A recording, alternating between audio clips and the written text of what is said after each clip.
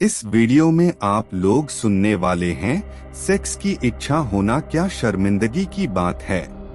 सुनने से पहले एक लाइक करें और अगर आप चैनल पर नए हैं तो सब्सक्राइब करें। मेरे अंदर सेक्स की बहुत तीव्र इच्छा होती है और इससे मुझे शर्मिंदगी भी महसूस होती है। मैं इससे कैसे बाहर आऊं? आपका अस्तित्व, आप असल में एक सेक्स से फैलने वाली बीमारी हैं, पता है। यह जीवन की मूल बातें हैं।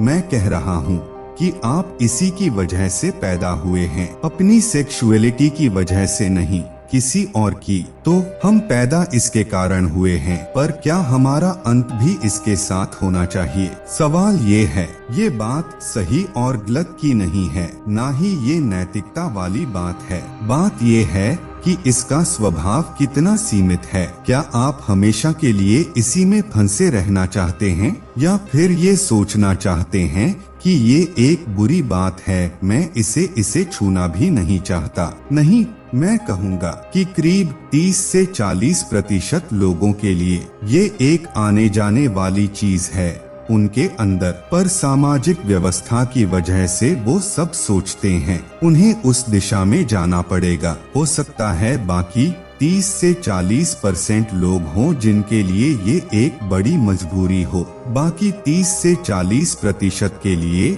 ये एक सामान्य सी जरूरत है, उनको ये चाहिए तो, पर वो इतने मजबूर नहीं हैं। तो यह है लोगों का स्वभाव। मैं ये बात इसके बारे में अपने एक खास सटीक बोध के आधार पर कह रहा हूँ। ऐसा नहीं है कि सब लोग इसमें हर वक्त लिप्त रहते हैं, पर आज की तारीख में समाज उन्हें इस तरह ढाल रहा है कि अगर आप वैसे नहीं हैं तो आप नॉर्मल नहीं हैं। तो असल में आपके कहने का असल मतलब ये है कि पुराने समय के योगी नॉर्मल नहीं थे, गौतम बुद्ध नॉर्मल नहीं थे, कोई नॉर्मल नहीं था, सिर्फ उनको छोड़कर जो अश्लील वेबसाइटों पर होते हैं, कोई नॉर्मल नहीं है। नहीं, ये फिजिकलिटी या भौतिकता का बहुत बढ़ा स्वरूप है।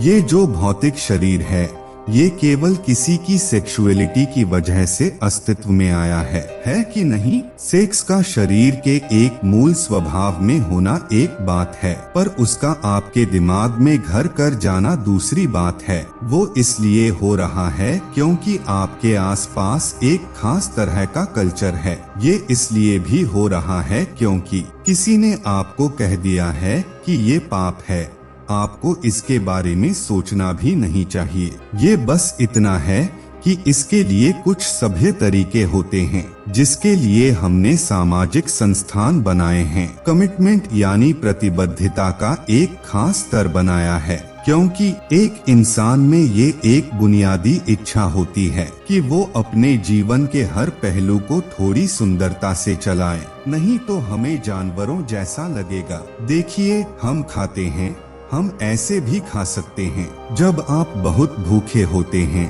तो आप जानवर की तरह हो जाते हैं। अगर आपने 5 दिन से खाना न खाया हो तो आप दोनों हाथों से उस तरह खाएंगे जैसे कि आपने भूखे कुत्ते को खाना खाते देखा है। उस तरह से इंसान भी वैसा ही व्यवहार करेगा अगर उसकी जरूरत उस तरह की हो जाएगी। अब वही चीज है, पर हमने ढंग से बैठना सीख लिया है जब आपको जोर की भूख लगी होती है। कोई ब्रह्मचारी होंगे जो आपको अपने फेफड़ों की ताकत दिखा रहे होंगे। आप 3 बार ओम बोल चुके होंगे जब तक वो 1 बार ओम बोलते हैं, क्योंकि जब आपको किसी चीज की बहुत जरूरत लगती है तब अगर आप बस 2 मिनट रुक जाएं तो आप देखेंगे कि जो मजबूरी में हो रहा था वो जागरूकता में होगा। खाना, सेक्स, नींद और मृत्यु, ये 4 चीजें हैं जो मजबूर करने वाली हैं। एक मनुष्य जीवन के इन पहलुओं को भी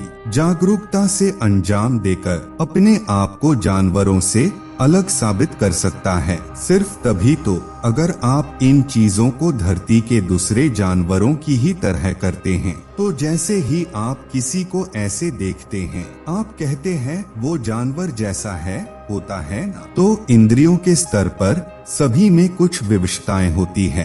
पर आपके पास एक बुद्धि है जो आपको जागरूक बना सकती है और आप जीवन के उस पहलू को जागरूकता से अंजाम दे सकते हैं। अगर ऐसा नहीं हुआ तो आपको आए दिन बलात्कार, वहशीपन और वैसी घटनाओं के बारे में सुनने को मिलता है। उस व्यक्ति की भी किसी दूसरे व्यक्ति के जैसी ही इच्छाएं हैं, पर वो इसे सही ढंग से गरिमापूर्ण तरीके से नहीं कर पाता क्योंकि उसकी मजबूरियां उसकी बुद्धि पर हावी हो जाती हैं। तो पहली बात ये कि आप इसके बारे में यह सारी बकवास छोड़ दीजिए कि ये पाप है, नैतिक रूप से गलत है। मुद्दा वो नहीं है। समझने वाली बात यह है कि यह चीज एक सीमित चीज है। बहुत सारे ऐसे लोग हैं जो खाते खाते रुक नहीं पाते। हेलो, खाना खाने के बारे में एक अच्छी बात ये है कि अगर आप खाते खाते रुक नहीं पा रहे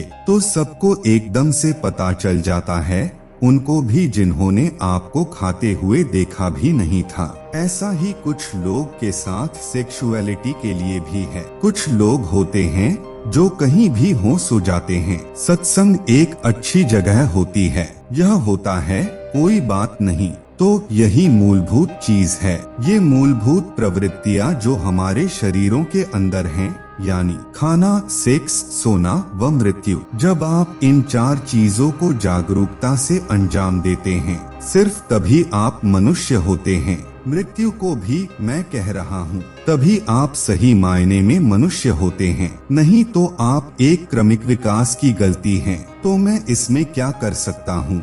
सद्गुरु, ये तो क्रमिक विकास है। नहीं नहीं, यही तो असली बात है। एक बार आप मनुष्य बन गए तो क्रमिक विकास या एवोल्यूशन आपके मर्जी से होता है। क्या आप विकसित होंगे या नहीं? जब आप बंदर थे, आपने मनुष्य बनना नहीं चुना था, पर एक बार जब आप मनुष्य बन गए हैं तो आप किस तरह के मनुष्य बनना चाहेंगे, यह आपका चुनाव है। मजबूरी भरे किसी क्षण में आपको लग सकता है कि आपके पास कोई चारा नहीं है। नहीं, आपके पास चुनाव है। आपने बस अभी उन चुनावों का इस्तेमाल करना नहीं सीखा है। प्रवृत्तियां अब भी हैं, पर आप उन्हें चुन सकते हैं, मजबूर होकर नहीं। यही वो अंतर है। आप सभी सेक्स की वजह से पैदा हुए हैं।